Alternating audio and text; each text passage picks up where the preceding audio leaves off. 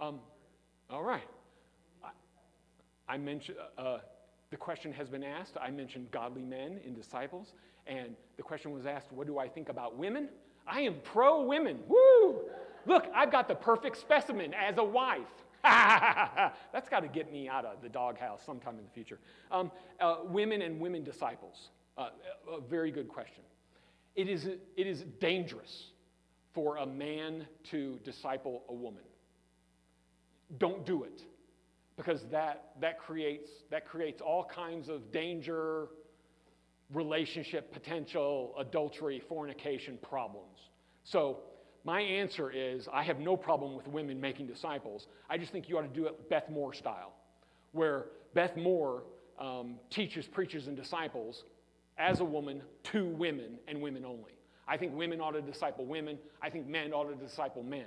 I think in a household and in a family environment, the father, as the male leader of the household, is going to be held responsible for the spiritual condition of his entire family. You are going to be held accountable for that. Ephesians chapter 5 is not fair. We are supposed to selflessly and sacrificially love our wives and protect her purity. How many husbands are guilty of violating that purity instead of protecting it? So I think God's going to hold the husband responsible for the spiritual maturity and discipleship of his entire family. And he needs to be involved in helping his wife grow closer to the Lord as his wife helps him grow closer to the Lord. But outside of the family relationship, it needs to be men with men, women with women. Men with men, women with women. Absolutely. Absolutely. Because otherwise it's just fraught with danger. Pro-women. Right, dear? Yes, okay. All right.